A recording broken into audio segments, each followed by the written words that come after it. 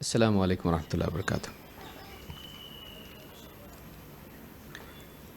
ان الحمد للہ نحمده ونستعینه ونستغفره ونعوذ باللہ من شرور انفسنا ومن سیئات اعمالنا من يهده اللہ فلا مضل له ومن يضلل فلا هادی له واشهد ان لا الہ الا اللہ وحدہ لا شریک له واشهد ان محمدا عبده ورسوله اما بعد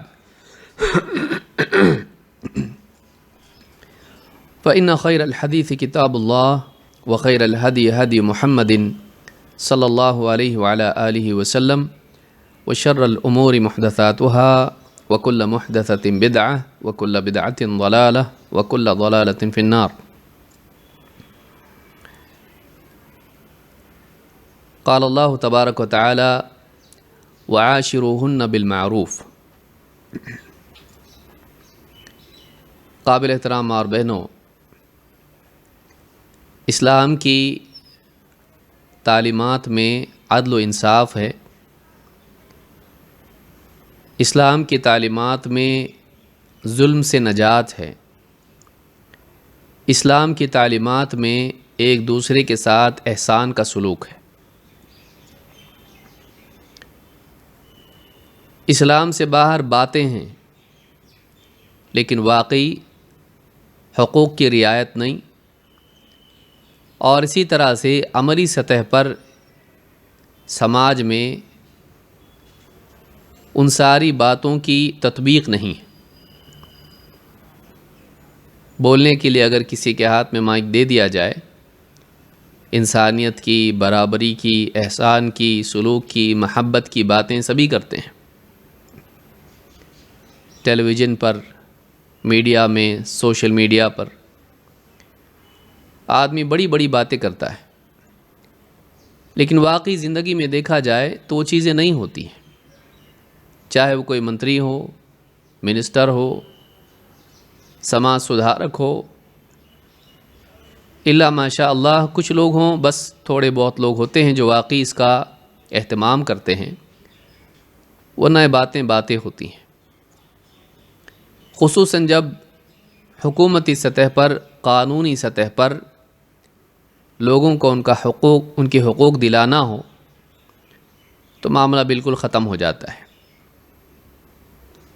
اسی لیے آپ دیکھیں گے کہ عورت کی آزادی کی باتیں اور اس کی آواز سب طرف سے لگتی ہے۔ عورت کو اس کا حق ملنا چاہیے، عورت برابر ہے، عورت کو آزادی ملنی چاہیے، عورت کی بھی چاہتے ہیں، لیکن واقعی اگر زمینی سطح پر دیکھا جائے تو یہ چیز دکھائی نہیں دیتی ہے۔ عورت اسی طرح سے آج بھی اس جدید دور میں استحصال کا شکار ہیں جیسے وہ جاہلی زمانے میں تھی۔ اس کی صورتیں بدل گئی ہیں، لیکن حال آج بھی عورت کا وہی ہے۔ کچھ حد تک ترقی کہہ سکتے ہیں، لیکن زیادہ سے زیادہ ہوا یہ ہے کہ عورت جو گھر میں تھی وہ راستے پر آ گئی، جو حجاب میں، پردے میں اور ماڈسٹی میں تھی، آج وہ عریانیت تک آ گئی۔ بس زینت کا معاملہ اگر اس کا چھوڑ دیا جائے تو باقی اس کو کچھ بھی نہیں ملا ہے۔ اگر واقعی عورت کو حق ملا ہے تو یہ کہ اپنی زینت کا اظہار اپنی مرضی سے کر سکتی ہے۔ باقی سماج نے اس کو کیا دیا ہے، دیکھا جائے تو جہاں بھی موقع ملا ہے وہاں اس کے لیے خطرات بڑھ گئے ہیں۔ اس لیے آئے دن آپ کو معاشرے کے اندر زناکاری کے، قتل کے اور اسی طرح سے ظلم کے کیسز ملتے رہیں گے۔ کمزور عورت کو اگر ہر جگہ لایا جائے اس کے لیے خطرات بڑھ جاتے ہیں۔ اس کے لیے حفاظتی انتظام کتنا ہے؟ ہمارا ملک ہو یا دوسرے ملک ہوں، عورت کی حفاظت آج کتنی ہے؟ لوگ چیخ کے پکار رہے ہیں کہ عورت کی حفاظت نہیں ہے۔ کبھی ہے تو وہ بھی بڑے طبقات کے لیے ہے، غریب طبقوں کے لیے، یا جن کو نچلی ذات کا سمجھا جاتا ہے، ایسے لوگوں کے لیے حفاظت کتنی ہے؟ ایسی بچیوں کے لیے، ایسی بیٹیوں کے لیے حفاظت کتنی ہے۔ تو یہ بھی اگر آزادی کی بات، حفاظت کی بات، احسان کی بات عورت کے لیے کی بھی جاتی ہے تو یہ عمومی نہیں ہوتی ہے، کچھ خاص طبقات کے لیے ہوتی ہے۔ لہٰذا اسلام ایک ایسا دین ہے جس میں عورت کے لیے اللہ کے نبی صلی اللہ علیہ وسلم کے زمانے میں وہ سارے معاملات ہوئے، صرف زبان سے نہیں، عمل کی سطح پر، اور صرف سماج میں نہیں، عدالتوں میں نہیں، بلکہ خود نبی کے گھر میں اللہ کے نبی صلی اللہ علیہ وسلم نے خود اپنے گھر میں اس کا اہتمام کیا، اپنے گھر کی خواتین کے ساتھ اچھا سلوک کر کے ان کے حقوق ان کو دے کے اللہ کے نبی صلی اللہ علیہ وسلم نے ساری انسانیت کے لیے ایک اونچی مثال قائم کی۔ لہٰذا اسلام چھوڑ کر یہاں وہاں دیکھنا کسی بھی دور میں کسی بھی مسلمان کے لیے ٹھیک نہیں ہے، اس کی غیرت کے خلاف ہے، اس کی ایمان کی غیرت کے خلاف ہے۔ باتیں ہوتی رہیں گی، لیکن اخیر میں دیکھا جائے تو آپ کو ملے گا کہ اسلام ہی کی بات واقعی حقیقت کے اوپر مبنی ہے، حقیقت پر مبنی ہے، اور اسی کے ذریعے سے انسانی سماج میں نجات، کامیابی، فلاح، خوشحالی، حفاظت اور اس طرح سے ترقی آ سکتی ہے۔ لہذا ایک عورت کو میڈیا کے پیغام سے، میڈیائی انقلاب سے متاثر نہیں ہونا چاہیے کہ میں آزاد ہوں، جو چاہے کروں۔ اس طرح کی آزادی مردوں کے لیے بھی نہیں ہے۔ آزادی کی ایک حد ہوتی ہے۔ سوال یہ پیدا ہوتا ہے کہ وہ حد کون مقرر کرے گا؟ قانون، خود عورت، سماج، یا پھر اللہ اور اس کا رسول؟ جو انسان اللہ اور اس کے رسول کو نہیں مانتا ہے، اس کے پاس مختلف پیمانے ہیں، ان کی بنیاد پر وہ قانون بناتا ہے، ان کی بنیاد پر وہ اپنے لیے سماجی اصول بناتا ہے، جینے کے اصول بناتا ہے، طے کرتا ہے۔ لیکن جس کے پاس اللہ اور اس کے رسول کا دین ہے، کتاب و سنت ہے، قرآن و حدیث ہے، ایسے انسان کے لیے اس کے علاوہ میں اپنے لیے کامیابی تلاش کرنا نادانی ہے اور اس کے ایمان کے لیے نقصان ہے۔ تو یہ جو سلسلہ ہمارا چل رہا ہے خواتین سے متعلق احادیث کا مجموعہ، اس میں ایک ایک پہلو دین کے ہم دیکھ رہے ہیں کہ کس طرح سے اسلام میں خواتین کی فضیلت بیان کی گئی ہے، کس طرح سے ان کے ساتھ سلوک کی ترغیب دی گئی ہے، اور کس طرح سے ایک گھر کو اور سماج کو بہتر بنانے کے لیے عورت کی بھی ذمہ داریاں بتائی گئی ہیں۔ پچھلے درس میں ہم نے دیکھا تھا کہ اللہ کے رسول صلی اللہ علیہ وسلم نے فرمایا کہ ایمان میں کامل تر لوگ وہ ہیں جو اپنے گھر والوں کے لیے بہتر ہوں یا اپنے اخلاق میں بہتر ہوں، اور تم میں بہتر وہ ہیں جو اپنی بیویوں کے لیے، اپنے گھر والوں کے لیے اچھے ہوں۔ یا آپ نے فرمایا کہ میں اپنے گھر والوں کے لیے بہتر ہوں۔ تو معلوم یہ ہوا کہ ایک انسان کے ایمان کی جانچ، اس کا پیمانہ یہ ہے کہ وہ اخلاق میں اچھا ہو، اور نہ صرف عوام کے ساتھ بلکہ خاص طور سے اپنے گھر والوں کے لیے وہ اچھا ہو۔ اسی کی ایک مثال آج کے درس میں بھی ہم دیکھیں گے۔ بیوی سے بے تکلفی اور مزاح کرنا۔ ایک انسان خاص کر کے اگر وہ سماج میں بڑا مقام رکھتا ہے، وہ گھریلو زندگی میں کیسا رہے، بیوی کے ساتھ، بچوں کے ساتھ وہ کیسا رہے، سماج میں اس کی عزت ہے۔ ہو سکتا ہے وہ ایک بڑا حاکم ہو سکتا ہے وہ جج ہو سکتا ہے وہ کسی بڑی کمپنی کا مالک ہو، سماج کا مکھیا سردار ہو۔ ایسا انسان بعض اوقات اپنی شخصیت کو کھو کر اپنے عہدے میں اپنی شخصیت تلاش کرتا ہے۔ وہ اپنے آپ کو ہر وقت اسی عہدے میں ماننے لگ جاتا ہے، کیونکہ اس کی ایک لذت ہوتی ہے، اس کی سختی، اس کا سنجیدہ ہونا، اور اس طرح سے اس کا اپنے آپ کو سمیٹ کر رکھنا سماج میں اس کا رعب پیدا کرتا ہے، اور اس رعب کی وجہ سے لوگ اس کی عزت کرتے ہیں، احترام کرتے ہیں۔ اور ظاہر بات ہے کہ عزت اور احترام میں ایک لذت ہوتی ہے، لہٰذا بعض اوقات لوگوں کو دیکھا گیا ہے کہ جب سماج میں ان کو کوئی مقام مل جاتا ہے تو باہر بھی وہ ویسے ہی رہتے ہیں اور گھر میں بھی ویسے رہتے ہیں۔ اللہ کے نبی صلی اللہ علیہ وسلم نے ہم کو یہ سکھایا ہے کہ ایک انسان سماج میں چاہے کتنا ہی بڑا مقام پا لے، سماج میں بھی اس کو گھمنڈ سے نہیں رہنا چاہیے، اور گھر والوں کے ساتھ تو اور بھی زیادہ نرمی سے اور بے تکلفی سے رہنا چاہیے۔ فارمیلٹیز باہر رکھنا چاہیے، گھر میں نہیں۔ گھر والوں کے ساتھ انسان کو سیدھا سادہ اور کھلا ہوا رہنا چاہیے، کیونکہ اس سے تعلقات بہتر بنتے ہیں، فارمیلٹیز سے دوریاں بنتی ہیں، فاصلے برقرار رہتے ہیں۔ یہ فاصلے باہر والوں کے لیے ٹھیک ہیں، ہر ایک آدمی اپنی حد میں رہتا ہے۔ بے تکلفی باہر بعض اوقات انسان کے لیے عزت کی کمی کا ذریعہ بھی بنتی ہے، لیکن گھر کے اندر وہی اگر آدمی تکلفات اور فارمیلٹیز کے ساتھ رہے، قانونی زندگی گزاریں، تو گھر کی زندگی مشینی زندگی بن جاتی ہے۔ گھر والوں کے ساتھ آدمی کو ایسا نہیں رہنا چاہیے، ان کے ساتھ بے تکلف رہنا چاہیے۔ بیوی ماتحت ہوتی ہے اور انسان گھر میں بھی حاکم ہے۔ بعض اوقات انسان کے ذہن میں یہ ہوتا ہے کہ بیوی کو دبا کے رکھو ورنہ سر پہ بیٹھ جائے گی، اس لیے بہت سارے شوہر گھر میں بھی آتے ہیں تو سخت رہتے ہیں۔ ذرا سی کچھ بات ہو گئی، چائے میں شکر کم پڑ گئی، کھانے میں نمک کم ہو گیا، غصہ ہو جاتے ہیں اور ایک دم ڈانٹ ڈپٹ کرنے لگتے ہیں۔ بادشاہت والا انداز ان کا ہمیشہ ہوتا ہے۔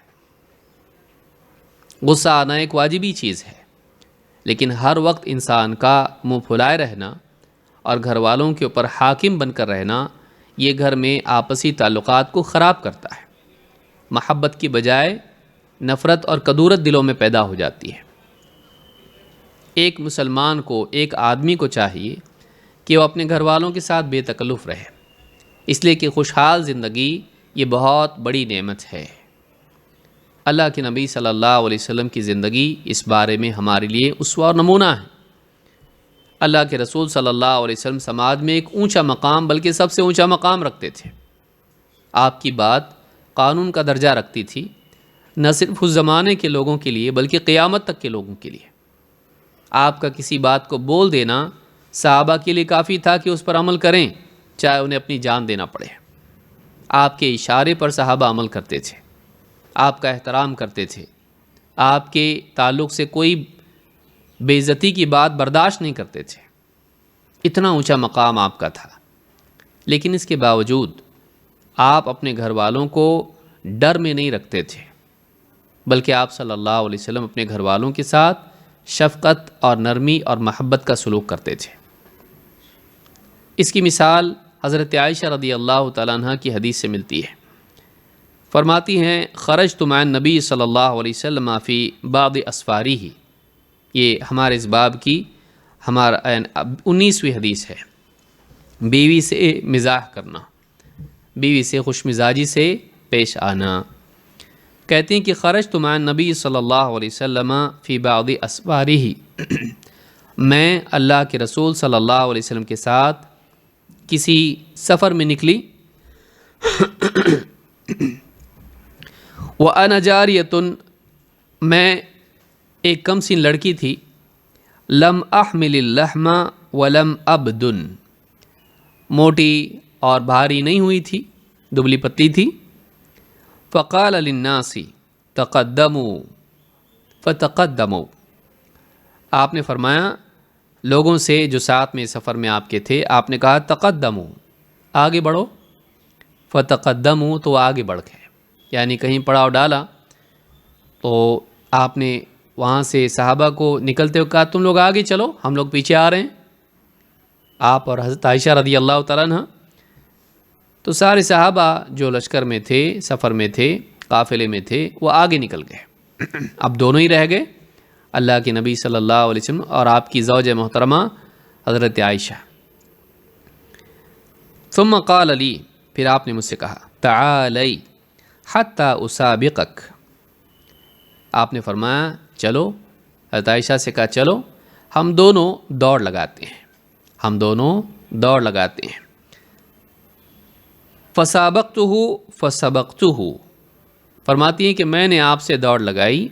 سابقتہ میں نے آپ سے دوڑ لگائی ریس. فسبقتہ تو میں آپ سے آگے نکل گئی. دبلی پتلی تھی, دوڑی آگے نکل گئی. فسبقتہ فسکت عنی اب خاموش رہے. حتی اذا حملت اللحم وبدنت یہاں تک کہ ایک وقت ایسا بھی آیا, اب یہ سفر تو ہو گیا ختم.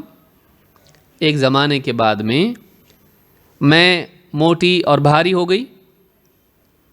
عمر کے بعد انسان کا وزن بڑھتا ہے, تو ایک وقت ایسا بھی آیا کہ میں موٹی تازی بھاری بھرکم ہو گئی. وَنَسِیتُ اور اس واقعے کو میں بھول گئی تھی.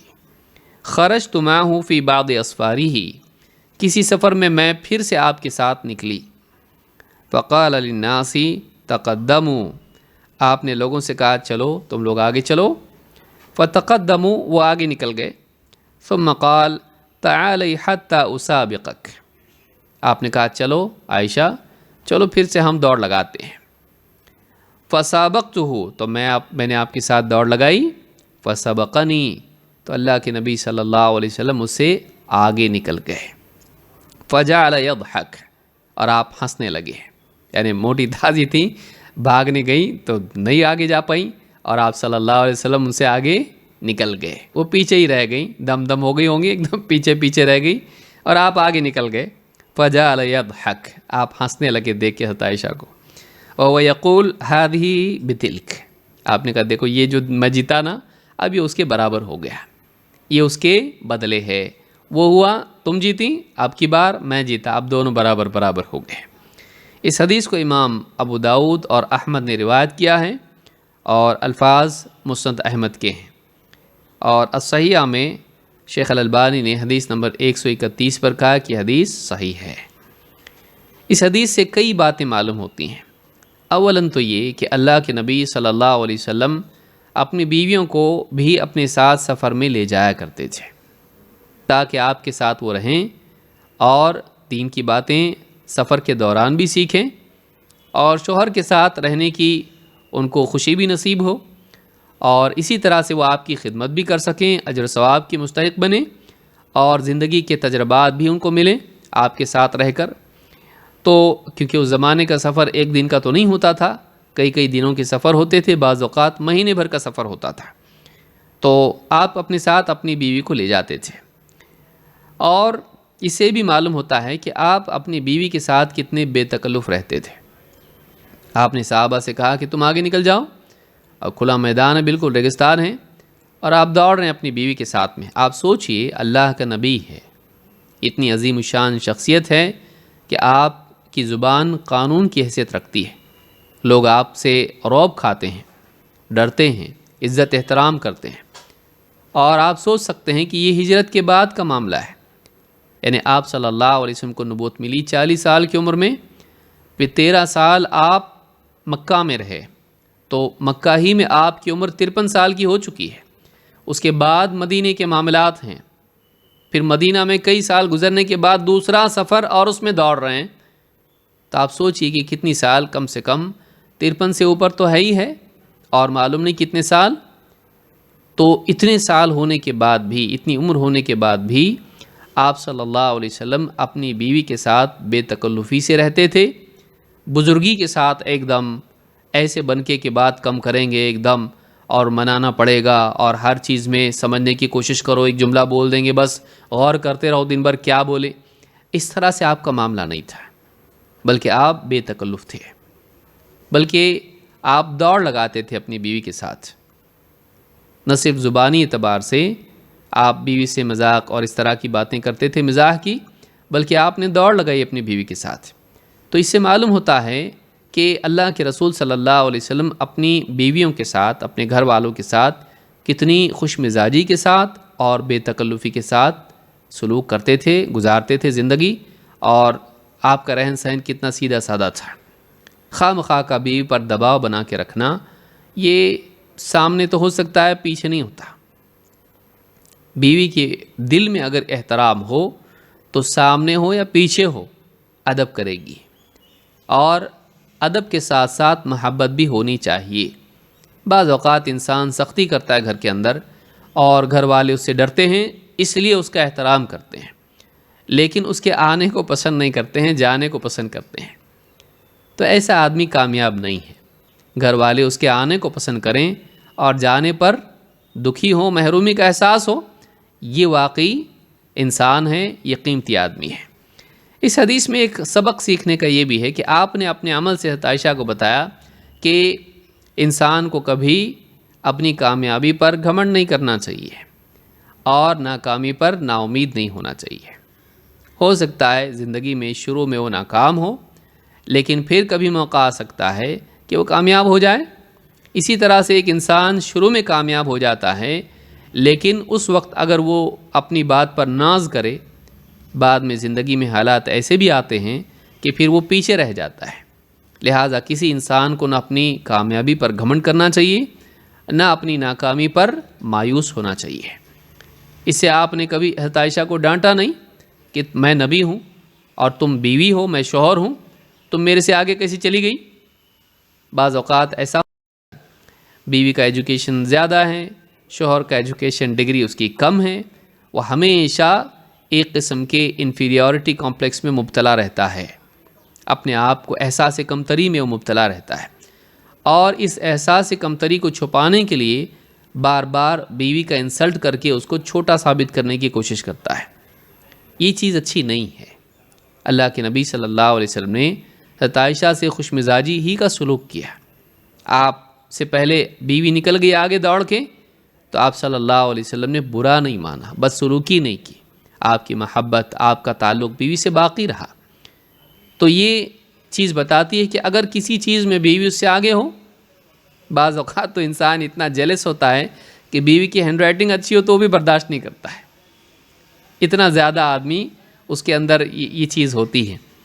تو یہ ساری چیزیں ہیں، بیوی خوبصورت ہے، یہ خوبصورت نہیں ہے، بیوی پڑھی لکھی، یہ پڑھا لکھا نہیں ہے، بیوی مالدار گھرانے کی ہے، غریب گھرانے کا ہے، اس طرح کی بہت ساری تفریق انسان میں ہوتی ہے۔ خوشحالی یہ ہے کہ انسان چیزوں کو لائٹ لے، سیریس نہ لے۔ جو چیزیں اس طرح کی ہوتی ہیں ان کو ہلکا پھلکا مان کے چلنا چاہیے۔ اللہ کے رسول صلی اللہ علیہ وسلم نے آپ دیکھیے کہ آپ نے ہنس کے کہا کہ یہ اس کے بدلے ہیں، یعنی آپ نے اس کو ایک دم ہلکا لیا، آپ نے اس کو بہت بڑا سیریس میٹر نہیں بنایا۔ تو زندگی میں اس طرح کی چیزیں ہوتی رہتی ہیں، تو انسان کو کبھی بیوی کی بات صحیح نکلتی، اس کی غلط، کبھی برداشت نہیں کر پاتا یہ۔ اگر اس نے کوئی بات بول دیا، ایسا نہیں ایسا ہے، بیوی نے کہا نہیں ایسا نہیں ایسا ہے، چاہے وہ چھوٹی موٹی بات کیوں نہ ہو۔ اگر بیوی کی بات صحیح نکلی اور اس کی بات غلط نکلی تو اس کے تن بدن میں آگ لگ جاتی ہے۔ پھر جب تک کہ 10 مرتبہ اس کو غلط ثابت نہیں کرے گا، کسی طرح سے بیوقوف ثابت نہیں کرے گا، اس کو چین نہیں آتا ہے۔ یہ بہت ہی لو مینٹالٹی ہے، یہ گری ہوئی سوچ ہے، یہ بلکہ سائیکولوجیکل پرابلم اس میں ہے، انسان کے دماغ میں خرابی ہے، یہ سپیریورٹی کمپلیکس میں مبتلا ہے، نارسسسٹک ایبلٹی اس کے اندر ہے، یہ پرابلم اس کے اندر ڈس آرڈر ہے۔ یہ بعض اوقات اس طرح سے فوقیت کا مزاج انسان میں ہوتا ہے، نہیں ہونا چاہیے۔ کبھی بیوی میں بھی ہوتا ہے، یہ بھی مت سمجھیے کہ صرف آدمی میں یہ ہوتا ہے، کبھی بیوی میں ہوتا ہے۔ اس کے دماغ میں خناس ہوتا ہے کہ میں بڑے گھر کی ہوں، میں پڑھی لکھی ہوں، میں یوں ہوں تو ہمیشہ وہ شوہر کو چھوٹا دکھاتی ہے۔ اگر وہ زیادہ پڑھا لکھا نہ ہو، وہ زیادہ بڑے گھر کا نہ ہو، زیادہ مالدار نہ ہو، تو ہمیشہ بتاتی ہمارے گھر میں تو دیکھیے ایسا ہوتا تھا، ہم تو یہ کھاتے تھے، ہم تو یہ پہنتے تھے، اب اس گھر میں آ گئی میں، تو ہمیشہ شوہر کو نیچا دکھانے کی کوشش کرتی ہے۔ تو یہ بھی نہیں ہونا چاہیے۔ اللہ کے رسول صلی اللہ علیہ وسلم اپنی بیوی کے ساتھ اور حضرت عائشہ رضی اللہ تعالیٰ عنہ اپنے شوہر کے ساتھ خوشحال زندگی گزارتے تھے۔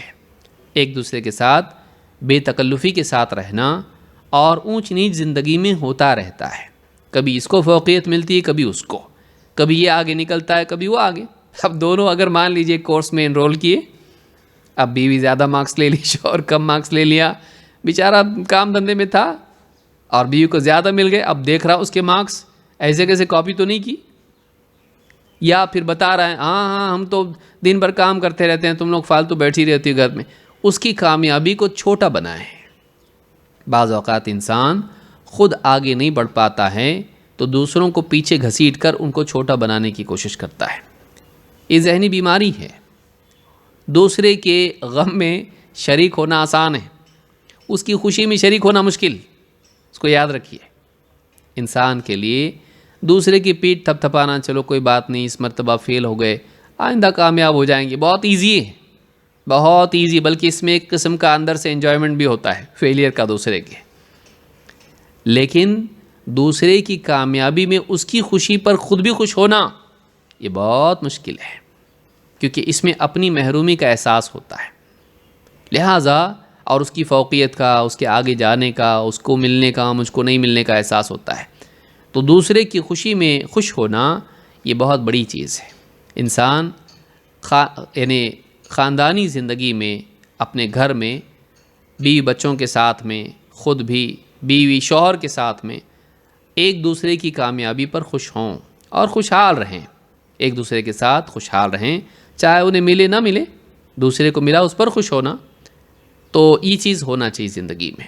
تو اس حدیث سے، اس واقعے سے ملتا ہے کہ اللہ کے نبی صلی اللہ علیہ وسلم اپنی بیویوں کے ساتھ بے تکلفی کے ساتھ رہتے تھے، بہت زیادہ ریزروڈ آپ نہیں رہتے تھے. یہ موٹا موٹا واقعہ ہے، لیکن اس میں سیکھنے کی کئی باتیں ہیں. اس میں سیکھنے کی بات ہے کہ ایک انسان شروعات میں فیل ہوتا ہے، لیکن بعد میں ایسا وقت آ سکتا ہے کہ وہ آگے نکل جائے، اس لیے مایوس نہیں ہونا. اور اس میں یہ ہے کہ ایک انسان شروعات میں کامیاب ہو جاتا ہے، لیکن بعد میں ایسے حالات پیدا ہو جاتے ہیں، مجبوری آ جاتی ہیں کہ وہ آگے نہیں بڑھ پاتا ہے، دوسرا آگے نکل جاتا ہے جو کل اس سے پیچھے تھا. اس لیے کسی کو بھی جب وہ ناکام ہو اور آپ کامیاب ہوں، اس کو روندنا نہیں چاہیے. اس کو یہ نہیں کرنا چاہیے کہ دیکھو میں جیتا، میں آگے بڑھا، میں کامیاب ہو گیا. ہے کچھ تمہارے اندر؟ فخر نہیں کرنا چاہیے، کیونکہ آئندہ ایسا وقت آ سکتا ہے زندگی میں کہ وہ آگے نکل جائے اور آپ پیچھے رہ جائیں. تو اس واقعے سے یہ سبق ملتا ہے. اللہ کے نبی صلی اللہ علیہ وسلم نے ہم کو یہ سکھایا اس سے کہ انسان کو ہمیشہ اپنی حدود یاد رکھنی چاہیے اور کامیابی پر اترانا نہیں چاہیے. حضرت عائشہ نے ایسا کچھ کیا نہیں، لیکن آپ نے یہ سبق دیا. ایسا ہوتا ہے زندگی میں، ایسا ہوتا ہے، یاد رکھنا چاہیے. چلیے آگے بڑھتے ہیں. حدیث نمبر 20. حائضہ عورت سے شفقت و محبت سے پیش آنا. حیض کی حالت، حیض و نفاس کو اللہ تعالیٰ نے عورتوں پر لکھا ہے، اور عورت کو حیض کی حالت سے گزرنا پڑتا ہے. اور اس حالت میں اس کے لیے نماز اور روزہ دونوں حرام ہیں. نہ نماز پڑھ سکتی ہے، نہ روزہ رکھ سکتی ہے. ہاں، رمضان کے روزوں کی قضا وہ بعد میں کرے گی، لیکن نمازوں کی قضا اس پر نہیں ہے. حیض کی حالت میں اور نفاس کی حالت میں جو نمازیں چھوٹ گئی ہیں ان کی قضا نہیں ہے. وہ چھوٹ گئیں، ختم ہو گیا معاملہ، ان کی گنتی پوری کرنے کی ضرورت نہیں. لیکن روزے جو چھوٹ گئے ہیں ان کی گنتی پوری کی جائے گی، ان کی قضا کی جائے گی. یہ اللہ کے نبی صلی اللہ علیہ وسلم نے حکم دیا، اور اللہ کی طرف سے یہی حکم خواتین کے لیے ہے. حیض و نفاس میں فرق کیا ہے؟ حیض وہ ہے جو ماہانہ خواتین کو خون آتا ہے، اور نفاس وہ ہے جو بچے کی ولادت کے بعد عورت کو خون آتا ہے. اس کی زیادہ سے زیادہ مدت 40 دن ہوتی ہے. تو حیض کی حالت میں عورت کے ساتھ اچھا سلوک کرنا یہ خود نبی صلی اللہ علیہ وسلم کی سنت ہے. آئیے دیکھتے ہیں اس بارے میں کیا حدیث آئی ہے. عائشہ رضی اللہ تعالیٰ عنہ فرماتی ہیں، کنت اشرب وانا حائض ثم اناولہ النبی صلی اللہ علیہ وسلم. میں پانی پیتی جب کہ میں حیض کی حالت میں ہوتی، پھر اپنا پانی پیا ہوا برتن اللہ کے نبی صلی اللہ علیہ وسلم کو دے دیتی. فَيَضَعُ فَاهُ عَلَى مَوْضِعِ فِيَّ فَيَشْرَبْ.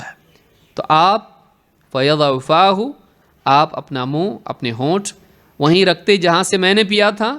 عَلَى مَوْضِعِ فِي، جہاں میں نے منہ لگا کے پیا تھا آپ وہیں سے پیتے تھے. فَيَشْرَبْ، وہیں منہ رکھ کے آپ پیتے تھے. وَأَتَعَرَّقُ الْعَرْقَ، اور میں ہڈی چوستی یا ہڈی پر لگا گوشت کھاتی. دونوں معنی علماء نے ذکر کیے ہیں کہ ہڈی اس کے اوپر جو گوشت لگا ہوتا ہے وہ کھا لینے کے بعد اگر تھوڑا سا رہ جاتا ہے تو اس کو العرق یعنی ہڈی ایسی کہتے ہیں. تو میں ہڈی پر سے گوشت کھا لیتی تھی یا اس کو چوس لیتی تھی اس کا گودا، اور پھر اس کے بعد وہ ہڈی اللہ کے نبی صلی اللہ علیہ وسلم کو دے دیتی. اتعرق العرق وانا حائض، جبکہ میں حیض کی حالت میں ہوتی. ثم اناولہ النبی صلی اللہ علیہ وسلم، پھر وہ ہڈی میں اللہ کے نبی صلی اللہ علیہ وسلم کو دے دیتی. فیضع فاہ علی موضع فی، تو آپ وہیں منہ رکھ کے گوشت بچا ہوا کھاتے یا ہڈی چوستے جہاں سے میں نے منہ رکھ کے کھایا تھا. اس حدیث کو امام مسلم نے کتاب الحیض میں حدیث نمبر 300 پر روایت کیا ہے. اس حدیث سے کئی باتیں معلوم ہوتی ہیں. بنیادی طور پر اس میں 3 باتیں ہیں جو یاد رکھنے کی ہیں. نمبر 1، اللہ کے نبی صلی اللہ علیہ وسلم کا یہ بتانا کہ حائضہ کا لعاب نجس نہیں ہوتا ہے. 2، یہود کے ہاں پر جو سلوک عورت کے ساتھ تھا اس پس منظر میں، اس کی مخالفت کرنا. 3، حیض کی حالت میں عورت ایموشنل ڈسٹریس میں ہوتی ہے، نفسیاتی طور پر وہ پریشانی میں ہوتی ہے، ذہنی طور پر تناؤ میں ہوتی ہے. تو ایسے وقت میں عورت کے ساتھ اچھا سلوک کرنا چاہیے. یہ 3 باتیں اس حدیث سے ہم کو ملتی ہیں.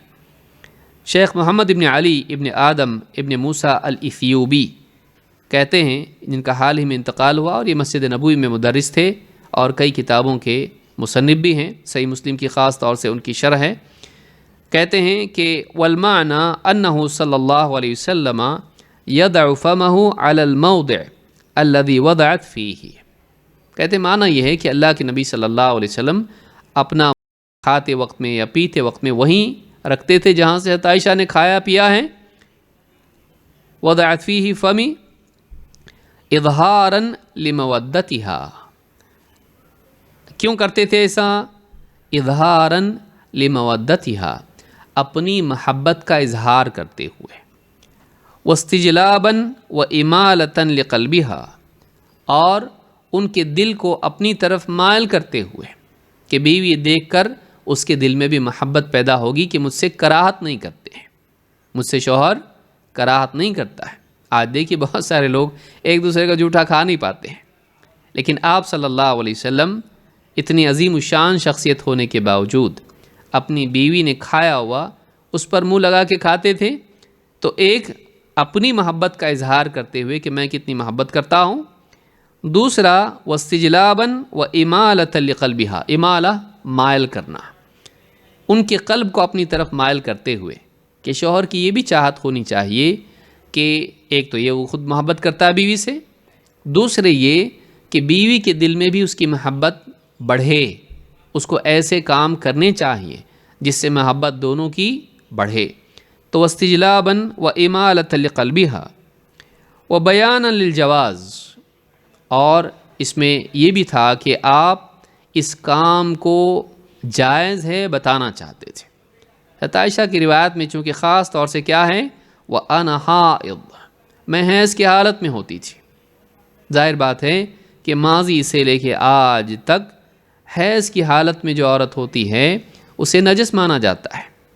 اسلام میں یہ نہیں ہے. بہت ساری خواتین کیا کہتی ہیں، میں ناپاک ہوں، میں ناپاک ہوں. مسلمان کبھی ناپاک نہیں ہوتا ہے، یاد رکھیں اس کو. ایک مرتبہ ابو ہریرہ رضی اللہ تعالیٰ عنہ جنابت کی حالت میں تھے. جنابت کی حالت کہتے ہیں اس حالت کو جس یعنی ایک انسان بیوی سے تعلق قائم کرے اور غسل نہ کیا ہو، اس حالت کو جنابت کی حالت کہتے ہیں، جب تک وہ غسل نہیں کرتا ہے. تو باہر نکلے کچھ خریداری کے لیے، کچھ چیز لانے کے لیے، تو راستے میں اللہ کے نبی صلی اللہ علیہ وسلم مل گئے. اب سوچا کہ میں کیسے مصافحہ کروں اللہ کے نبی صلی اللہ علیہ وسلم سے. جان بچا کے کسی طرح سے آپ صلی اللہ علیہ وسلم سے مصافحہ سے پرہیز کر کے وہاں سے نکل آئے. نہیں ملے، ہاتھ نہیں لگایا آپ کو. جب ملاقات ہوئی تو اللہ کے نبی صلی اللہ علیہ وسلم نے پوچھا کہ ابو ہریرہ جب ملاقات ہوئی تھی تو تم کیوں نکل گئے وہاں سے، کھسک گئے؟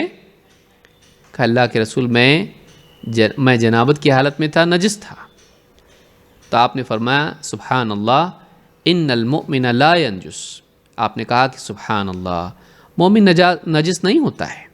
مومن چاہے جنابت کی حالت میں ہو وہ نجس ناپاک نہیں ہوتا ہے۔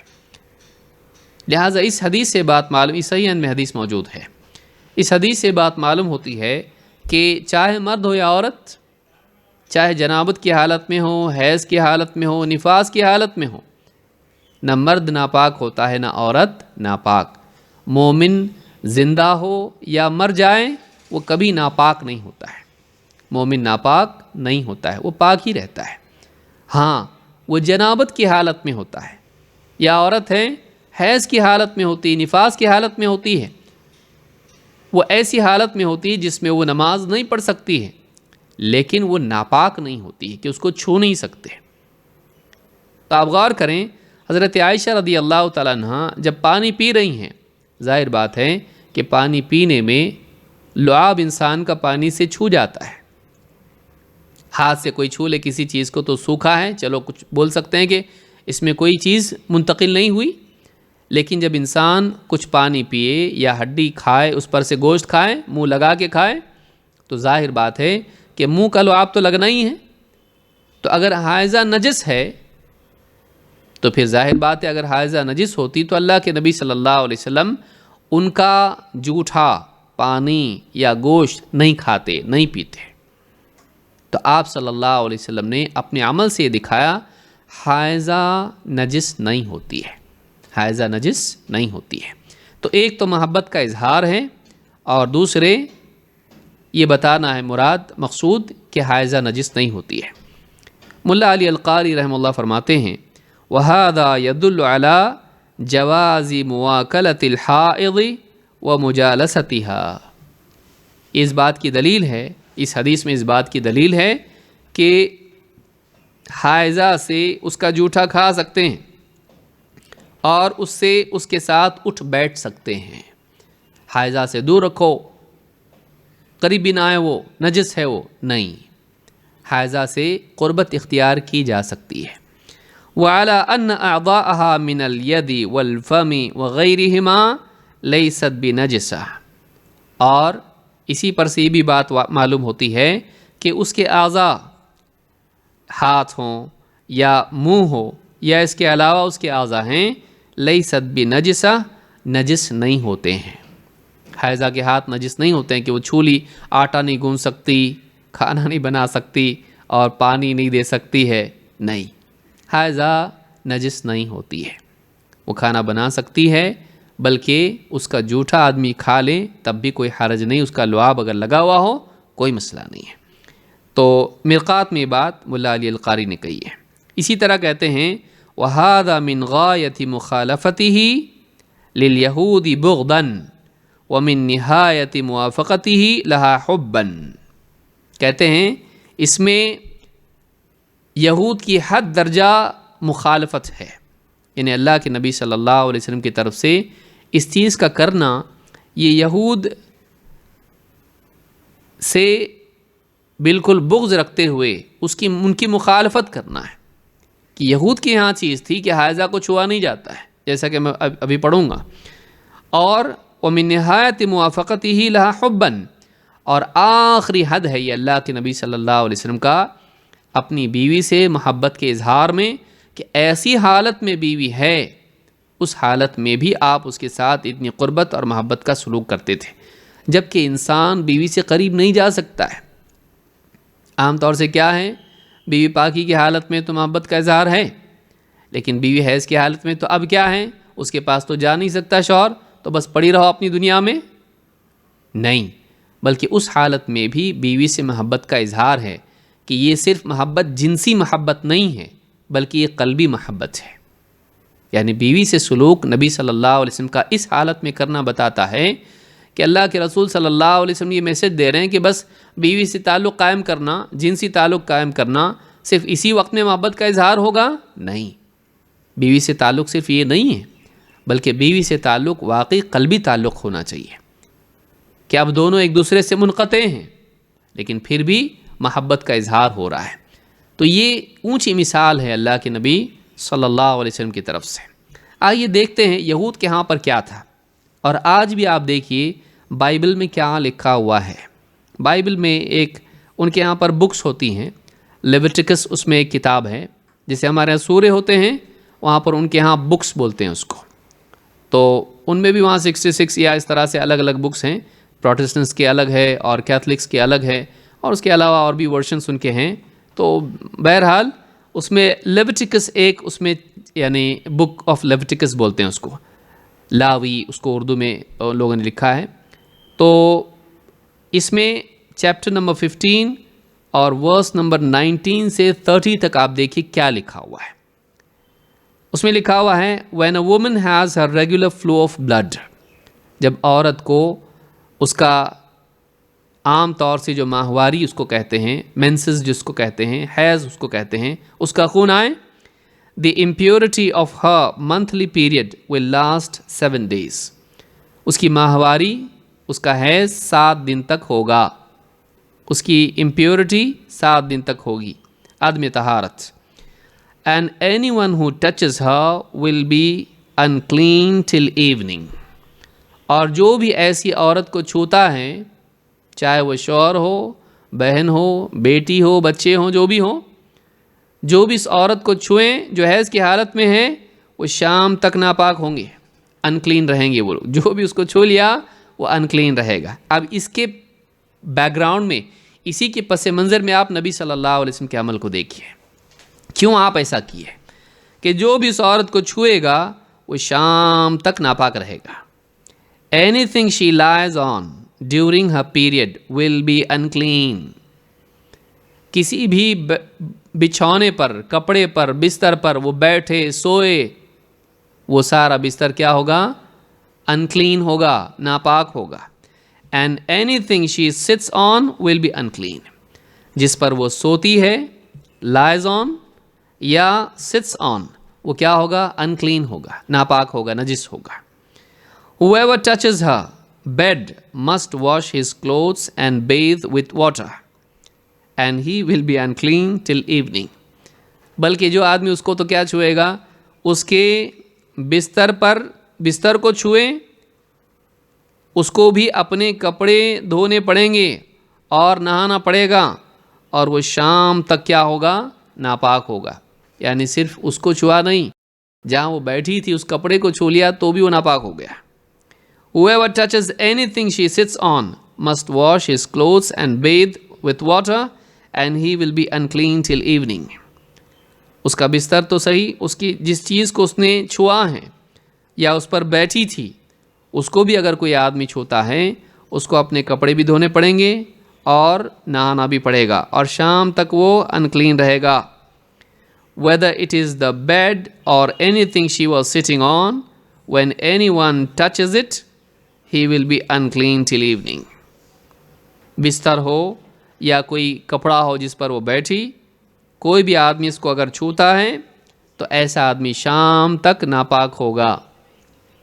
if a man lies with her and her monthly flow touches him، اگر کوئی آدمی یعنی اس کا شوہر اس کے ساتھ لیٹا تھا اور اس کا خون اس کو چھو جائے، he will be unclean for 7 days.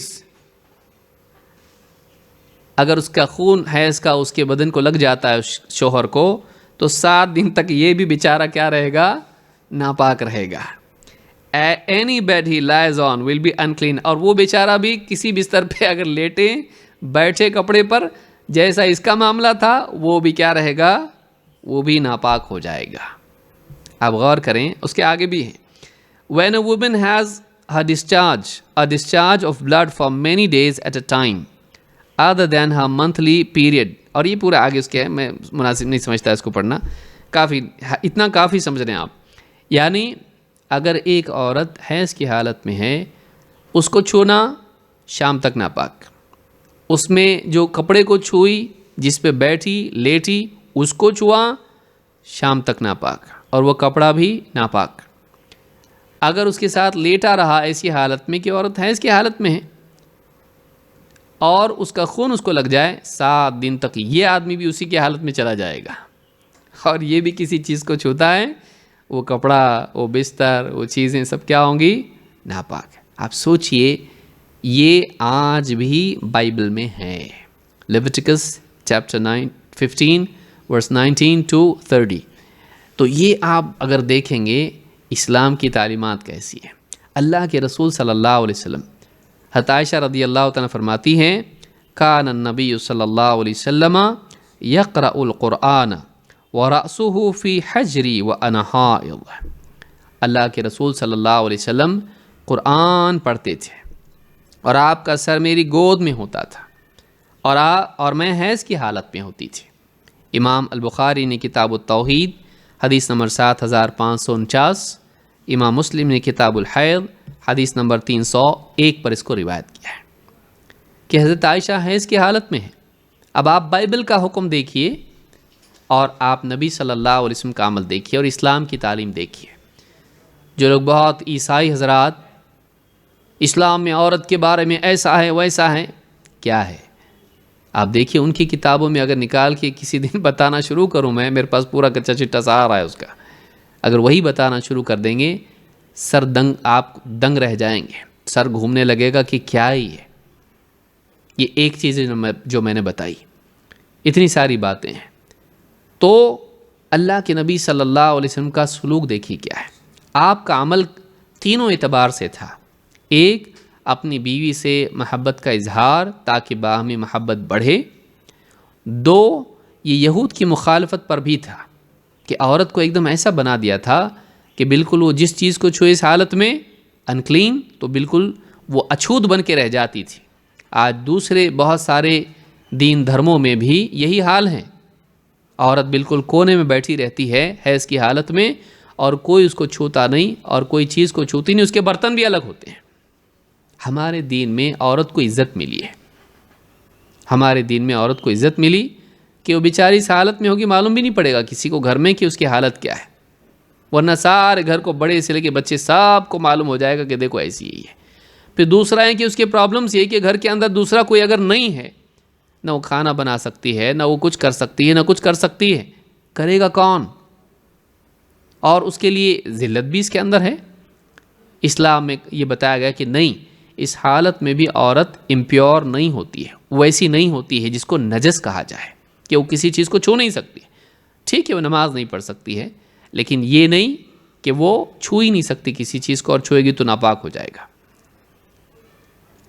بلکہ اللہ کے رسول صلی اللہ علیہ وسلم نے کتنی بڑی چیز کی. آپ دیکھیے، نمبر ایک قرآن، اور دوسرے رسول اللہ صلی اللہ علیہ وسلم کا سر. انسان کے بدن میں سب سے اشرف مقام کیا ہے؟ اس کا سر. اور کلام میں سب سے عظیم الشان، سب سے افضل کلام کون سا ہے؟ اشرف کلام کون سا ہے؟ قرآن. اللہ کے نبی صلی اللہ علیہ وسلم بیوی حیض کی حالت میں، آپ کو معلوم نہیں؟ معلوم ہے، لیکن ان کی گود میں سر رکھا ہوا ہے. اور گود میں سر رکھے، نبی کا سر بیوی کی گود میں، جبکہ بیوی حیض کی حالت میں ہے. آپ نے بتایا کہ یہ کوئی انسلٹنگ چیز نہیں ہے، اور یہ ایسی نہیں ہے کہ انسان بد کے بیوی سے اگر وہ حیض کی حالت میں ہو تو سر جیسے اشرف حصے کو جسم کے بیوی کی گود میں رکھا، جبکہ وہ حیض کی حالت میں اور نبی. اور دوسری چیز، لیٹے لیٹے کیا کر رہے ہیں؟ قرآن پڑھ رہے ہیں. بتا رہے ہیں کہ بیوی کی گود میں سر رکھ کے حیض کی حالت میں بھی ہو قرآن پڑھا جا سکتا ہے. یہ جگہ ایسی نہیں ہے کہ جس کو نجس قرار دیا جائے. جس جگہ بیوی بیٹھی ہو اس جگہ کو ناپاک نہیں بول سکتے، وہاں قرآن بھی پڑھ سکتے ہیں. تو اللہ کے نبی صلی اللہ علیہ وسلم نے اس طرح اپنے عمل سے کر کے دکھایا. بلکہ مزید یہ بھی ہے کہ بیوی سے قربت کی حالت میں بھی رب کے کلام کو پڑھنا بتاتا ہے کہ اس حال میں بھی انسان اللہ تعالیٰ سے جڑا رہ سکتا ہے جبکہ بیوی سے قریب ہے. یعنی کتنی اعلیٰ چیز ہے. آپ غور کریں کہ بیوی سے قربت ہر دین میں یہ مانا گیا ہے کہ اللہ سے دوری ہوتی اس سے.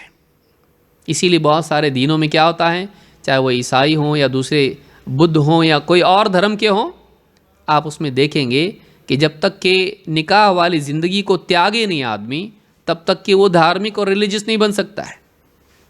ہمارے نبی صلی اللہ علیہ وسلم بتا رہے ہیں کہ نہیں، نکاح انسان کی دینی زندگی میں اور اللہ سے قربت میں رکاوٹ نہیں ہے. بیوی سے قریب ترین حالت میں ہو کے بھی انسان اللہ سے قریب ہو سکتا ہے۔ بیوی سے قریب ترین حالت محبت کے اظہار کی حالت اور قربت میں بھی، جبکہ بیوی حیض کی حالت میں ہو، ایسی حالت میں بھی ایک انسان اللہ سے قریب ہو سکتا ہے، اس کا کلام پڑھ سکتا ہے۔ تو یہ چیز بتاتی ہے کہ اسلام میں عورت کو یعنی کمتر نہیں مانا گیا ہے، اس اعتبار سے کہ اس کو بالکل گرا ہوا مانا جائے۔ ہاں وہ سب آرڈینیٹ ہے شوہر کی، لیکن اس کا یہ مطلب نہیں ہے کہ وہ بری ہے یا اس میں اس طرح کی کوئی گندگی ہے یا وہ عیبدار ہے، اس طرح کی کوئی بات نہیں ہے۔ تو اس حدیث سے بات معلوم ہوتی ہے کہ حائضہ نجس نہیں ہوتی ہے، بلکہ اس کی گود میں رکھ کے سر رکھ کے اللہ کے نبی صلی اللہ علیہ وسلم نے قرآن بھی پڑھا ہے۔ اسی طرح سے آپ دیکھیں بہت سارے آرٹیکلس اس بارے میں ہیں کہ حیض کی حالت میں عورت ذہنی طور پر سٹیبل نہیں ہوتی ہے، جیسے یعنی بہت سارے ویب سائٹس بھی اس میں اور کئی اس بارے میں آرٹیکلز آپ دیکھ سکتے ہیں کہ periods can cause plenty of uncomfortable symptoms. عورت کی جو حیض کی حالت ہوتی ہے اس میں بہت ساری علامات ظاہر ہوتی ہیں جو انکمفرٹیبل عورت کے لیے ہوتی ہیں، کہ اس کا اظہار ہوتی ہیں کہ بہت انکمفرٹیبل ہے عورت۔ These symptoms vary from person to person, ہر عورت کا حال الگ ہوتا ہے، الگ الگ علامات اس کی یعنی بے چینی کی، پریشانی کی ظاہر ہو سکتی ہیں۔ But they often extend beyond physical discomfort like cramps, fatigue and headaches. اور یہ جو پریشانی عورت کو حیض کی حالت میں ہوتی ہے وہ صرف جسمانی پریشانی نہیں ہوتی ہے، گویا کہ جیسے مثلاً یعنی پیٹ میں کریمپس ہونا، اکڑن آنا، اینٹھن آنا، یا فٹیگ، عورت بالکل تھکی ہوئی ہوتی ہے اور اسی طرح سے سر درد اس کو ہوتا رہتا ہے، یہ تو ہوتا ہی ہوتا ہے۔ ان جسمانی تکلیفوں کے علاوہ بھی اس کو تکلیف ہوتی ہے۔ It is very common to experience emotional distress during your period. اس میں لکھا ہے کہ یہ بہت کامن ہے، عام طور سے ایسا ہوتا ہے کہ ایک عورت کو اس کے حیض کے دوران اس کو ایموشنل ڈسٹریس ہوتا ہے، ذہنی تناؤ میں وہ ہوتی ہے، ذہنی پریشانی میں ہوتی ہے، انکلوڈنگ سمپٹمس آف ڈپریشن۔ اسی کے ساتھ ساتھ ڈپریشن، بالکل دکھ اور مایوسی اور نا امیدی کی کیفیات جو ایک انسان کو ہوتی ہیں، غم جو بالکل پریشان کرنے والا غم ہوتا ہے، اس طرح کا ڈپریشن اس کو ہوتا ہے۔ You might notice irritability, anxiety, difficulty concentrating, low mood, frequent crying, persistent feelings of sadness۔ عورت کو کیا کیا ہو سکتا ہے اس حالت میں جو حیض کی حالت ہوتی ہے؟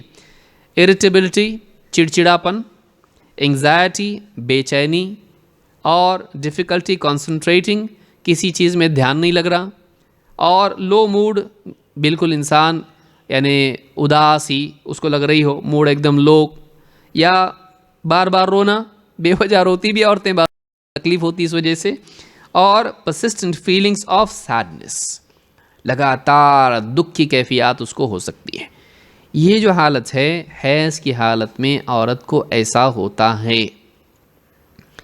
حضرت عائشہ رضی اللہ تعالیٰ عنہ کے ساتھ اللہ کے نبی صلی اللہ علیہ وسلم کا اچھا سلوک کرنا اس قبیل سے بھی ہے کہ اس طرح کی ذہنی تناؤ کی حالت میں عورت کو شفقت کی ضرورت ہوتی ہے۔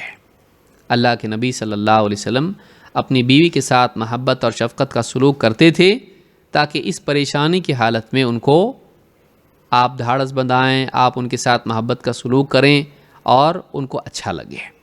تو یہ غور کرنے کی چیز ہے کہ رسول اکرم صلی اللہ علیہ وسلم کس طرح سے اپنے گھر والوں کے ساتھ اچھا سلوک کرتے تھے۔ آئیے آگے بڑھتے ہیں۔ حدیث نمبر 21۔ عورتیں شقائق الرجال ہیں۔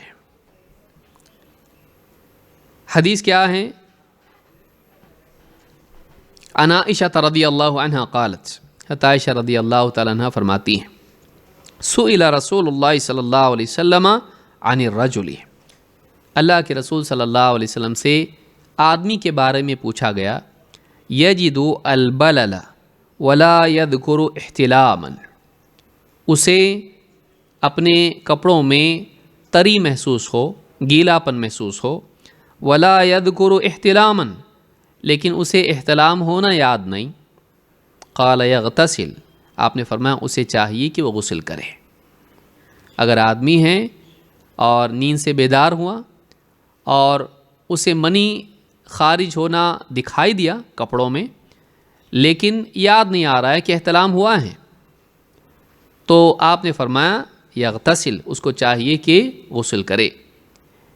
وعن الرجل یرى انه قد احتلم ولا یجد البلل، لیکن دوسرے آدمی کے بارے میں پوچھا گیا کہ خواب میں احتلام ہونا اس کو یاد ہے، لیکن اٹھنے کے بعد کہیں بھی اس کو اپنے کپڑوں میں تری محسوس نہیں ہوئی، اسے منی دکھائی نہیں دی۔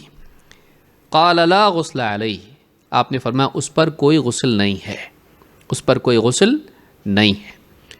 فقالت ام سلیم، اس پر یہ بات سن کے، اب دیکھیے اس مجلس میں یعنی خواتین بھی ہیں، ام سلیم رضی اللہ تعالیٰ عنہ حضرت انس کی والدہ، انہوں نے پوچھا، کہا المرأة ترى ذلك علیہا غسل، کہا کہ اگر ایسی چیز عورت دیکھے تو کیا اس پر بھی غسل ہے؟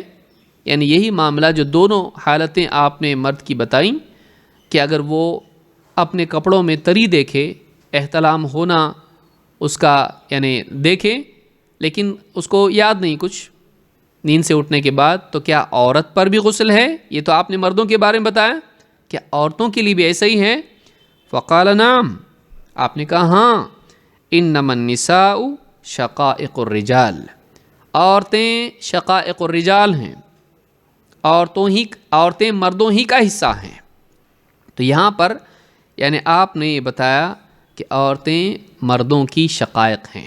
اس سے ایک تو مسئلہ یہ معلوم ہوا کہ احتلام اگر کسی کو ہو جائے، نائٹ فال جس کو کہتے ہیں، سوتے میں اگر اس کو لگے کہ منی خارج ہو گئی اور اس کے بعد میں اٹھنے کے بعد دیکھے کہ منی نہیں ہے، تو اس پر غسل نہیں ہے، چاہے خواب یاد ہو۔ لیکن اگر خواب یاد نہیں ہے اور کپڑوں میں گیلا پن تری دکھائی دیتی ہے، تو اس پر غسل واجب ہے، غسل کرنا لازم ہے، چاہے مرد ہو یا عورت ہو۔ تو آپ نے یہ جو آخری جملہ کہا انما النساء شقائق الرجال، اس کا کیا مطلب ہے یہ ہم کو سمجھنا ہے۔ امام احمد، ابو داؤد، ترمذی نے اس کو روایت کیا ہے، اسی طرح سے البزار نے صحیح الجامع صغیر حدیث نمبر 2333، حدیث صحیح ہے۔ ایک مسئلہ تو اس میں یہ ہے کہ یہاں ایسا کیوں ہے کہ احتلام خواب میں دکھائی دیا اس کو، لیکن پھر بھی غسل نہیں؟ تو اللہ کے نبی صلی اللہ علیہ وسلم کی حدیث ہے انما الماء من الماء، پانی پانی سے ہے، پانی پانی سے ہے۔ امام مسلم نے اس کو کتاب الحیض میں روایت کیا ہے، حدیث نمبر 343، انما الماء من الماء، پانی پانی سے ہے۔ کیا مطلب ہے؟ حافظ ابن حجر رحمہ اللہ فرماتے ہیں والمراد بالماء الاول ماء الغسل وبالثانی المنی، کہتے ہیں کہ پہلا جو پانی ہے، پانی پانی سے ہے، پانی پانی سے ہے، تو پانی یہاں پر پہلا جو ہے یہ غسل ہے اور دوسرا منی ہے، یعنی غسل منی خارج ہونے سے ہی لازم ہوتا ہے۔ یہ بہت ہی چھوٹی حدیث ہے، لیکن اس سے بہت سارے مسائل سامنے آتے ہیں، جن میں سے دو مسئلے یہ ہیں کہ اگر شوہر بیوی سے تعلق قائم کریں، چاہے دخول ہو یا نہ ہو، اگر منی خارج ہوتی ہے تو اس پر غسل واجب ہے۔ نمبر 2، اگر سوتے میں احتلام ہو جائیں تو ایسا انسان، اس کے اوپر غسل واجب ہے، منی خارج ہونے سے غسل واجب ہو جاتا ہے، چاہے مرد ہو یا عورت۔ لیکن یہاں پر ضمناً مسئلہ سمجھنا ہے کہ منی خارج ہونے سے غسل واجب ہوتا ہے، لیکن مزی سے غسل واجب نہیں ہوتا ہے۔ مزی شہوت کی ابتدا میں جو چیز خارج ہوتی ہے اس کو مزی کہتے ہیں، لیکن شہوت کی انتہا پر جو چیز خارج ہوتی ہے اس کو منی کہتے ہیں۔ بہت سارے لوگ یہ سمجھتے ہیں کہ مزی خارج ہونے پر غسل واجب ہوتا ہے، نہیں، مزی سے صرف وضو ٹوٹتا ہے۔ مزی خارج ہو، شہوت ہو اور اس کے بعد کچھ مادہ خارج ہو تو اس سے صرف وضو ٹوٹتا ہے، غسل نہیں۔ اتنی جگہ دھو لینا اور جہاں کپڑوں میں لگا ہے اس کو دھو لینا کافی ہے، لیکن غسل واجب نہیں ہے، لیکن منی خارج ہونے کے بعد غسل واجب ہو جاتا ہے۔ تو یہاں ابن حجر رحمہ اللہ فرماتے ہیں کہ پہلا جو ماء یہاں پر ہے اس سے مراد غسل ہے، اور دوسرا جو ماء ہے اس سے مراد منی ہے۔ انما الماء من الماء، غسل واجب ہوتا ہے منی خارج ہونے سے، والمراد بالماء الاول ماء الغسل وبالثانی المنی۔ یہ فتح الباری میں صحیح بخاری کی شرح ہے، حدیث نمبر 292 پر کے ضمن میں یہ بات انہوں نے کہی ہے۔ ابن الاثیر رحمہ اللہ اس دوسری بات کے بارے میں کیا کہتے ہیں؟ النساء شقائق الرجال، خواتین، عورتیں شقائق الرجال ہیں۔ شقائق شق کو کہتے ہیں، ٹکڑا، حصہ، کسی چیز کو توڑ کے جیسے آپ دو ٹکڑے کر دیے، ایک شق اس کی یہ ہے، ایک شق یہ ہے، تو اس طرح سے عورتیں مردوں کی شقائق ہیں۔ کہتے ہیں ای نظائرہم وامثالہم فی الاخلاق والطباع، کہتے ہیں کہ عورتیں مردوں ہی کی طرح ہیں، انہی کی مثل ہیں، انہی کی نظیر ہیں، اخلاق میں اور طبیعت میں۔ اگرچہ کچھ چیزیں عورتوں میں الگ ہیں، لیکن جو جسمانی معاملات ہیں، عورت کو بھی کھانا پڑتا ہے، بھوک لگتی ہے، پیاس لگتی ہے، بیمار پڑتی ہے، اور پیشاب پاخانہ ہے، سکھ دکھ ہے، سب ہیں جیسے مردوں کو ہوتا ہے، عورتوں کو بھی کچھ فرق ان میں ہیں، لیکن عموماً جتنی طبی اعتبار سے، جسمانی اعتبار سے معاملات ہوتے ہیں، اکثر میں دونوں برابر کے شریک ہوتے ہیں، جیسا ان کا ہے ویسا ان کا بھی ہے۔ کأنہن شققن منہن، کأنہن شققن منہم، ایسی ہیں گویا کہ مردوں میں سے ان کو پھاڑ کے نکال کے الگ کیا گیا، تو جیسے مرد ہیں ویسے عورتیں بھی ہیں۔ النہایہ فی غریب الحدیث والاثر میں یہ بات انہوں نے کہی ہے۔ ابن حجر کہتے ہیں کہ والنساء شقائق الرجال فی الاحکام الا ما خص، اس حدیث سے بہت بڑا قانون ملتا ہے، اور یہی بات ابن حجر نے یہاں پر کہی ہے۔ کہتے ہیں شقائق الرجال کا مطلب کیا ہے؟ کہتے ہیں فی الاحکام، اور یہ زیادہ واضح بات ہے کہ خواتین مردوں کی طرح ہیں، کیونکہ آپ پس منظر حدیث کا دیکھیں کہ ایک شرعی حکم بتایا گیا مردوں کے بارے میں، تو اس پر ایک عورت نے، ام سلیم رضی اللہ تعالیٰ عنہ نے اللہ کے نبی صلی اللہ علیہ وسلم سے پوچھا کہ کیا یہ عورتوں کے لیے بھی ہے؟ تو آپ نے فرمایا عورتیں تو مردوں ہی کی طرح ہیں۔ تو اس سے معلوم ہی ہوا کہ یہ سوچنے کی چیز نہیں ہے، جو بھی بات مردوں کے لیے بتائی جا رہی ہے وہ عورتوں کے لیے بھی ہوگی، اس لیے کہ عورتیں مردوں کی شقائق ہیں، مردوں کی طرح ہیں۔ تو یہاں پر یہ بات ایک اصول شریعت کا ہے کہ جب بھی کوئی بات اللہ کے نبی صلی اللہ علیہ وسلم مردوں سے کہیں، مردوں کے بارے میں کہیں، وہ اپنے آپ عورتوں کے لیے ہوگی، کیونکہ عورتوں کا معاملہ بھی مردوں کی طرح ہے۔ یہ نہیں کہا جائے گا کہ مردوں کا الگ ہے، عورتوں کا الگ ہے، عورتوں کو تھوڑی نہ بولے، نہیں، جو بات بھی آپ نے اپنی مجلس میں صحابہ سے کہی وہ عورتوں کے لیے بھی ہے، چاہے وہ شرعی حکم ہو، چاہے وہ ممانعت ہو، چاہے وہ فضیلت اور آخرت کا معاملہ ہو، ثواب کی چیز ہو، ساری چیزیں عورتوں کے لیے بھی لاگو ہوتی ہیں۔ اسی لیے ابن حجر کہتے ہیں والنساء شقائق الرجال فی الاحکام، عورتوں کا معاملہ مردوں کی طرح ہی ہے احکام میں، یعنی جو احکام مردوں کے لیے ہے وہی عورتوں کے لیے بھی ہے، الا ما خص، سوائے اس کے جو عورتوں کے ساتھ خاص ہو یا مردوں کے لیے خاص ہو، یعنی یہاں پر خصوصیت کی دلیل دینی پڑے گی۔ جیسے حجاب عورتوں کے لیے ہے، مردوں کے لیے نہیں، حجاب عورتوں کے لیے ہے، مردوں کے لیے نہیں۔ عجیب بات یہ کہ آج کل کے کچھ لوگوں نے کہا مردوں کے لیے بھی حجاب ہے، عورتوں کے لیے بھی حجاب ہے، تو یہ بات صحیح نہیں ہے۔ حجاب کا حکم جو آیا قرآن میں یہ عورتوں کے لیے ہے۔ حجاب کا مطلب ہوتا ہے اپنے آپ کو چھپانا، مردوں کے لیے ہے کیا؟ یہ نہیں ہے، حجاب مردوں کے لیے نہیں ہے۔ مردوں کے لیے کیا ہے؟ نگاہ نیچی کرنا، مردوں کے لیے نگاہ نیچی کرنا ہے، لیکن عورتوں کے لیے حجاب کا حکم ہے، پردے کا حکم عورتوں کے لیے ہے، مردوں کے لیے پردہ نہیں ہے۔ ہاں، لباس کو ڈھانپنا کچھ خاص حصوں کا اس کے لیے ہے، لیکن عورتوں کو بھی تو لباس پہنتی ہیں، اس کے اوپر حجاب ہوتا ہے، تو حجاب لباس سے زائد ہے، تو لباس مردوں کے لیے بھی ہیں اور عورتوں کے لیے بھی ہیں، لیکن حجاب عورتوں کے لیے مردوں کے لیے نہیں کہ اور مرد بھی برقع پہن کے جا رہے ہیں، نہیں، مردوں کے لیے نہیں ہے وہ۔ لیکن اب انگلش میں پڑھے ہوئے بعض ہمارے لوگوں نے کھڑے ہو کے بولنا شروع کیا، اب مردوں کا حجاب یہ ہے کہ وہ آنکھیں نیچی کریں، نگاہیں نیچی کریں، یہ کوئی حجاب ہے؟ یہ چھپنا نہیں ہے، یہ جھکنا ہے، یہ اپنے آپ کو نگاہوں کو جھکانا ہے۔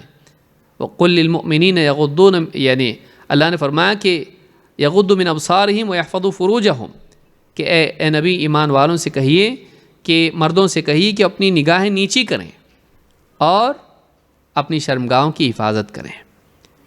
اور اس کے بعد اللہ تعالیٰ نے پردہ نہیں بتایا، لیکن مردوں کے بعد عورتوں کا جب ذکر کیا تو یہی حکم ان کے لیے بھی بیان کیا، لیکن اس کے بعد پردہ بھی ذکر کیا۔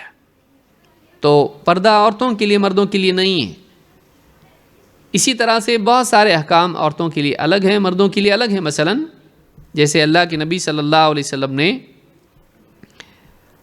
حضرت علی ابن ابی طالب رضی اللہ عنہ کہتے ہیں، ان نبی اللہ کے نبی صلی اللہ علیہ وسلم نے اخذ حریرا فجعلہ فی یمینہ واخذ ذہبا فجعلہ فی شمالہ، اللہ کے نبی صلی اللہ علیہ وسلم نے اپنے دائیں ہاتھ میں ریشم لیا اور اپنے بائیں ہاتھ میں سونا لیا، ریشم اور سونا۔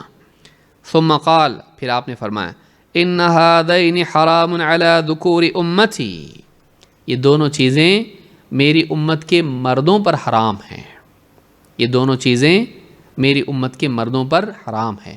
یعنی آپ نے صرف کیا کہا؟ ذکور امتی، معلوم ہے کہ عورتوں کے لیے حلال ہیں، عورتوں کے لیے حرام نہیں۔ تو مرد ریشم نہیں پہن سکتے اور مرد سونا نہیں پہن سکتے، لیکن ریشم اور سونا پہننا عورتوں کے لیے حلال ہے۔ تو ابھی کیا ہوا یہاں پر؟ آپ نے خاص کیا اس کو کس کے لیے؟ مردوں کے لیے۔ تو اس طرح کے بعض احکام ہیں جو مردوں کے لیے ہیں، عورتوں کے لیے نہیں، اور بعض عورتوں کے لیے اور مردوں کے لیے نہیں ہے۔ تو حجاب عورتوں کے لیے ہے، اور اسی طرح سے سونے کی اور ریشم کی حرمت مردوں کے لیے ہے، عورتوں کے لیے نہیں۔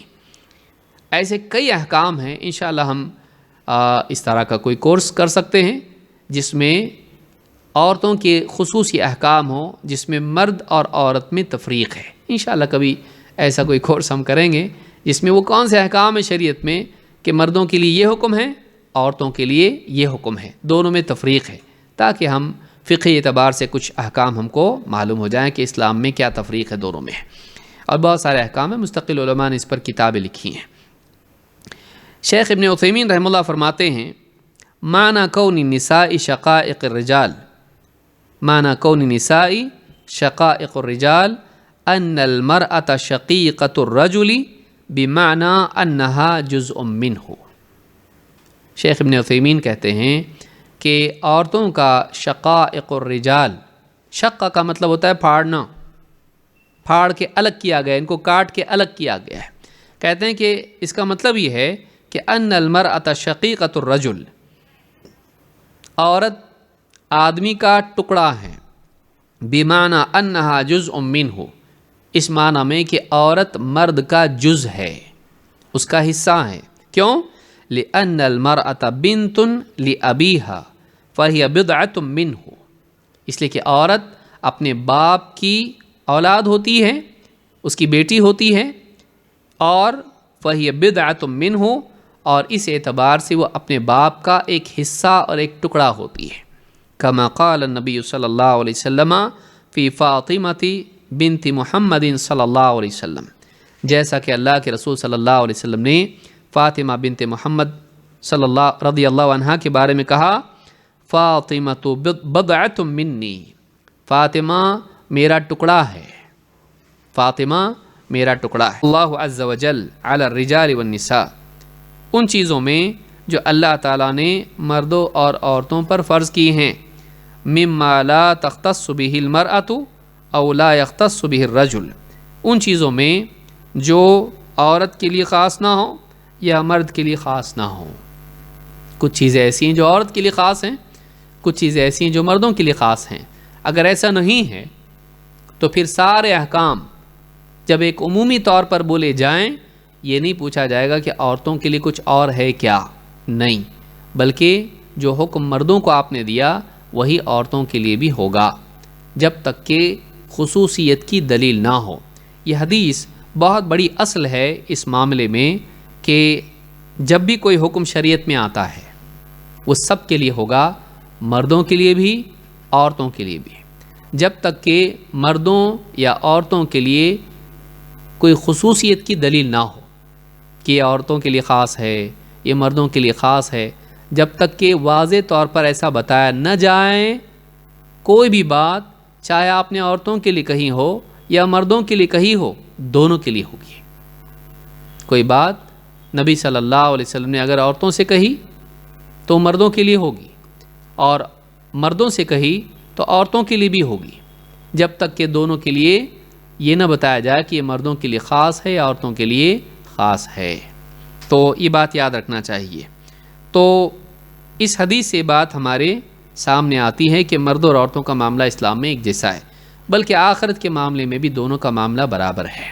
کیسے؟ آخرت کی کامیابی کا دروازہ دونوں کے لیے کھلا ہوا ہے۔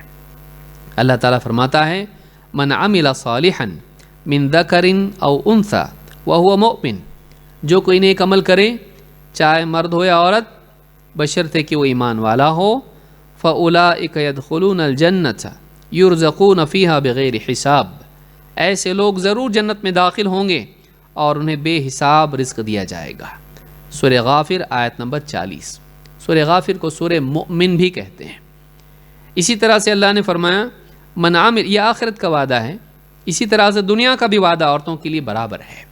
اللہ نے فرمایا کہ من عامل صالحا من ذکر او انثی وهو مؤمن، جو کوئی نیک عمل کرے چاہے مرد ہو یا عورت، تفریق نہیں ہے، وعدہ دونوں کے لیے برابر ہے، چاہے مرد ہو یا عورت، بشرطے کہ کیا ہونا چاہیے؟ نیک عمل خالی نہیں ہو بلکہ ایمان بھی ہونا چاہیے، بغیر ایمان کے نیک عمل قبول نہیں کیا جاتا ہے۔ فَلَنُحْيِيَنَّهُ حَيَاةً طَيِّبَةً، تو ہم دنیا میں اس کو ایک پاکیزہ، عمدہ، اچھی زندگی جلائیں گے، اسے ایک اچھی زندگی عطا کریں گے دنیا میں۔ وَلَنَجْزِيَنَّهُمْ أَجْرَهُمْ بِأَحْسَنِ مَا كَانُوا يَعْمَلُونَ، اور ان کے اعمال کا بہترین بدلہ ہم انہیں آخرت میں بھی عطا کریں گے۔ تو یہاں پر آپ دیکھیے دنیا کا وعدہ، آخرت کا وعدہ، دونوں وعدے مردوں کے ساتھ ساتھ عورتوں کے لیے بھی ہیں، اس میں کوئی اللہ کے ہاں پر بھید بھاؤ والا معاملہ نہیں ہے، اس کے لیے کوئی تفریق نہیں ہے۔ اللہ نے دونوں وعدے دونوں کے لیے کیے، دنیا کی بہترین زندگی اور جنت میں بے حساب اجر، ان دونوں کا وعدہ جہاں مردوں کے لیے ہے وہیں عورتوں کے لیے بھی ہے۔ اس اعتبار سے عورتوں کے لیے دنیا میں احکام مردوں کے برابر ہیں، الا یہ کہ کوئی خاص دلیل ہو کہ یہ مرد کے لیے عورت کے لیے خاص ہے، اور اسی طرح سے آخرت کے وعدے مردوں کے لیے بھی ہیں اور عورتوں کے لیے بھی، اسی طرح سے دنیا میں اللہ کے عطا کے وعدے مردوں اور عورتوں دونوں کے لیے ہیں۔ تو میں سمجھتا ہوں آج کے لیے اتنا کافی ہے۔ اللہ تعالی ہم کو دین کا علم عطا فرمائے اور عمل کی توفیق دے۔ اقول ھذا واستغفر اللہ لی ولکم۔